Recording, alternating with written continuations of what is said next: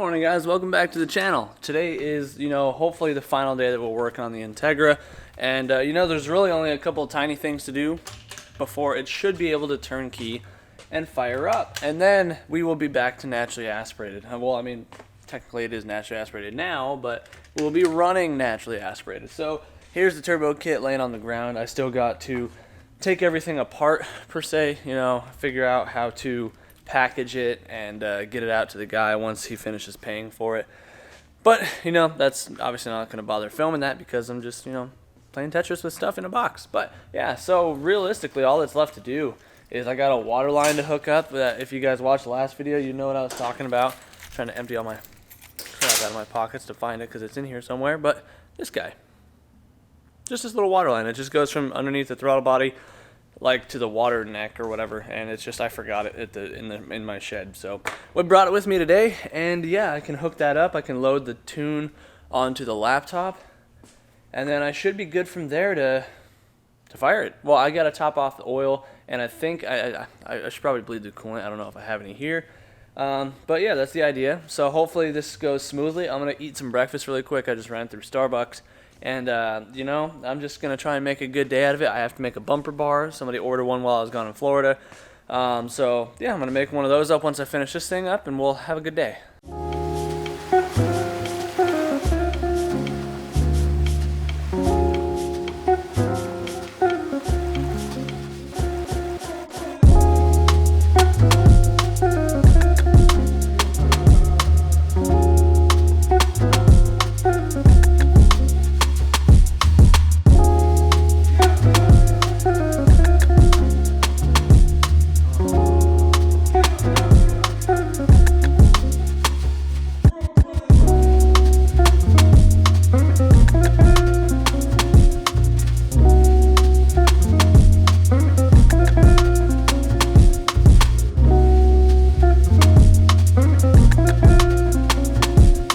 Got the boost solenoid, or the boost controller stuff dewired.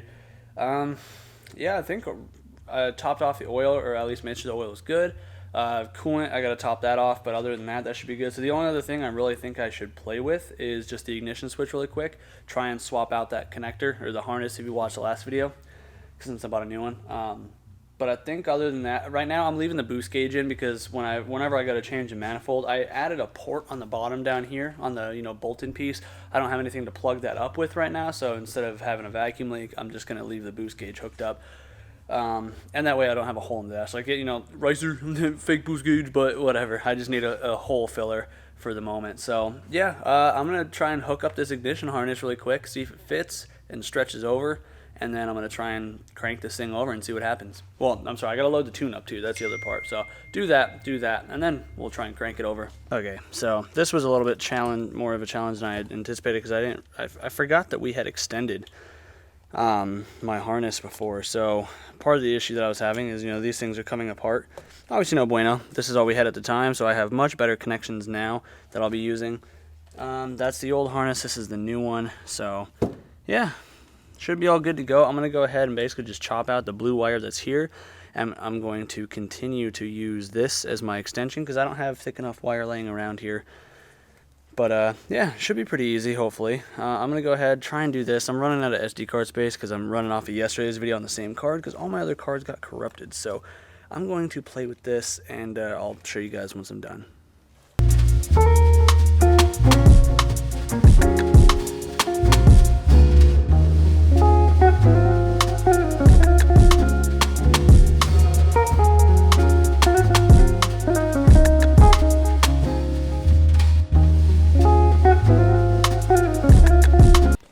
Well, harness is all good. It's all loomed up, taped up.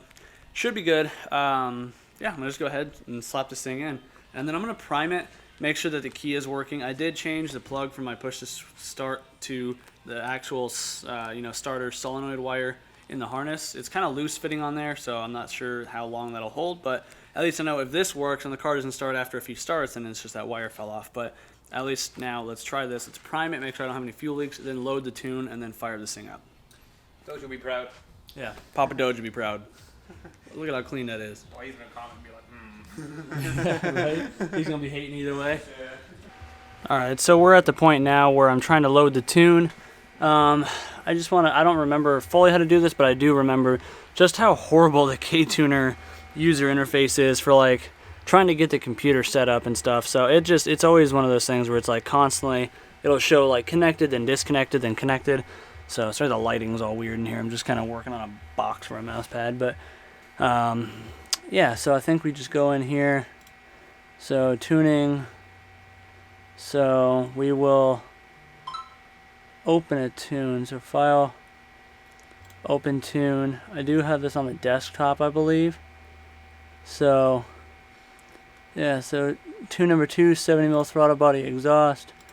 Open that one, and then once this one's open, then we just upload it, and then we should be good. So now looks like it's doing something. So upload base code, or connect, or download. So we're gonna upload. Battery charger is recommended for the vehicle. Please make sure your laptop is not in power saving mode. Make sure you want to erase your ECU and upload this code. Make sure you're flashing a file that matches your model year, blah, blah, blah. So right now, it says we are erasing the ECU. So now it's going to go through and flash the ECU. And once this flashes, it's going to have us key off, key back on, and then like follow a prompt on the screen. So it'll take a minute here because this is kind of slow. My laptop's pretty old, so you'd think for being, you know, the generation that I am, a millennial or whatever, born in '95, that I'd be a lot better with technology than I am. But to be honest, I'm horrible with computers. I barely know how to turn the dang things on. I know just enough to edit my YouTube videos. I know basic of Photoshop, but anything past that, nada. I don't understand coding. Shoot, I don't even know how to clean this laptop up because, you know, it's running pretty slow. I'm sure if I just cleaned it somehow, you know, I'd fix it, but I'm just so bad with that type of stuff. It's kind of embarrassing. It says reflash has finished. Please key vehicle off, hit OK. We're off. And OK, and 5 seconds, wait for the turn. After 5 seconds, key the vehicle on, hit OK. So we'll say 3, 4, 5, key on, hit OK. Communicating, uploading, logging. So we should be good to fire it up. So let me double check. No, I'm pretty sure it just primed and I don't smell or see fuel anywhere. I'm gonna double check the oil level really quick and then fire it up, see what happens. And that's also going to tell me if my ignition switch works. Okay, oil's good. I just topped off the coolant. Let's see if this thing fires and see what happens. So check, should be good down there. Sensor's plugged in. That should be sealed up by now on the timing chain tensioner from the Honda bomb we added yesterday. So let's go.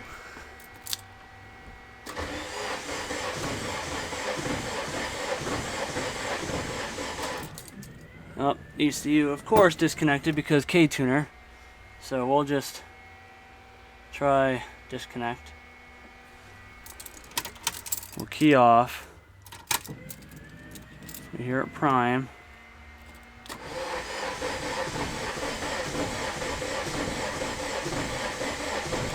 Okay. So, something's up. Alright, well I found out the problem. Turns out it was partial K-Tuner giving me problems trying to load the maps, but it turns out it was a map sensor that was actually the problem. So ended up going in, last ditch effort after loading a few different tunes and playing with stuff, just disconnected the map sensor like that, and it fired up for a second and then, you know, stalled out, but it fired nonetheless. So now I know, because I have the Hyundai 4-bar on there right now, so I'll just put in the stock one and, you know, sell that one. But we should be good. And then this dude just bought his first toolbox. Yeah. Shout out to Apache. So these things got really fancy since I last bought one. Like locking drawers, like they got the keyway, super deep, nice and long. Very cool. Nice. It has wheels too. Look at that. And those are some thick wheels too. The ones on my Harbor Freight one at home are skinny, scrawny. Yeah, no, at first I didn't think they came with the hardware because it was locked in that bottom drawer. So I'm like, oh shit, I gotta source the wheels and the hardware. But thankfully, it actually came with everything. So, $200. It's a pretty good deal. Well, the Integra is running, you know, good, a little rich. I don't know if I already mentioned that, but yeah, it's running a bit rich. This is a few days after that last clip, so Yeah, we're running rich, but it's running. So the reason it's running rich is because right before I did the turbo setup, obviously I changed the gas tank and I put in a Walbro because, you know, I just went through and did everything like that. And because my old pump was so tired, it made that big of a change. So I've tried messing with the fuel pressure and everything else, and I'm still just running, you know, quite rich at idle. Cruising around, it seems to be okay. You can definitely tell it's getting a little bit more fuel than it should be, but really it's fine. So the last thing I wanted to do really before I call this good is Max Speeding Rods sent me this overflow tank a while ago. It's like a universal overflow / catch can. You can kind of MacGyver it to use it for either or. Now, it's a pretty solid base design, but the only issue I have with it is that, you know, it kind of doesn't do either or. You got to modify it a little bit. So with a catch can, ideally you want something inside to absorb or baffle, but this is hollow. And for a reservoir, you know, it probably should work. The only modification I can see that you would need to make is normally a coolant reservoir or like an overflow tank needs a hole. So there's no pinholes anywhere, so that way this would cause, to my knowledge, overpressurization. If you guys are knowledgeable on that and you know, and if I'm wrong, please correct me because I'd love to learn, because I've been trying to read up on it. And to my understanding, this has to have a small hole. Not a big deal. You would just drill a little hole somewhere in the cap, you know, just small, just so pressure can get out. But yeah, so in this case, I'm going to modify this thing quite a bit, and, you know, I want to make it fit. Let me show you. The reason I couldn't do this with the turbo piping in here is just because of the size of this. I would have had to have basically cut it straight in half, and, you know, there was really no room. So now that I'm back to naturally aspirated, I got quite a bit more room because I wanted to utilize this section over here, but my charge piping was going through there. So obviously I have the stock, you know, set up right now. Works fine, but, you know, it's kind of ugly. So we're going to push that out of the way. Now, what I was thinking is I would cap off these fittings here, these barb fittings, and then I'd probably end up leaving the, you know, the line or the tube showing, you know, how full it is. I'm going to cut off these end mounting tabs, and I'm going to make new ones. And ideally, I'd like to shove it in here somewhere and fit it like that, and then bring up some mounting tabs to go to that hole right there. And depending on how, you know, it sits, how sturdy it is, I may bring a second tab over the headlight one, but I think with thicker aluminum it should be solid up to that tab right there. But yeah, so I'm going to go ahead, I'm going to fire up the bandsaw, we're going to trim this thing up a little bit, and I'm going to weld these caps shut. I don't have any fittings to plug these, and the holes are kind of recessed and weird, so I don't want to risk blowing through this thing, if it'll focus. So I'm just going to end up cutting these barb fittings flush and then welding them, and that should work totally fine for me. So I'm going to go ahead, get cracking on this. I'll show you guys when this is all thinned out and trimmed up, and we'll kind of mock things up. Now, I'm not going to be able to finish this technically in this video, at least get coolant in it, because I do have to put a hole in the cap, and I do need some tube, like some very small aluminum tube that I was going to use that I could put this hose onto, because I don't have any that's small enough, because this, you know, obviously fits here as well. So, yeah, I just, you know, ideally just got to go to Home Depot or a metal store or something and just get small enough aluminum rod that will accept this hose, and then I can finish that. So you guys will get the gist of it here on camera, and then I'll just fill it with coolant, put a hose in the cap, because you need something to do the pickup with. So what I mean by that is if you just threw this in as is, there's nothing that the coolant can get sucked back up with. So what you got to do, So what you got to do is you got to have ideally a tube that runs down somewhere with a pickup. So all I'm going to do, essentially take some aluminum rod like this, but again, this is just a little too big, and we'll just weld it to the bottom side of the cap, cut the bottom at a slight angle, and then we'll just put it near the bottom of the reservoir, and it'll pick up the coolant for us and also deliver it. It's pretty simple.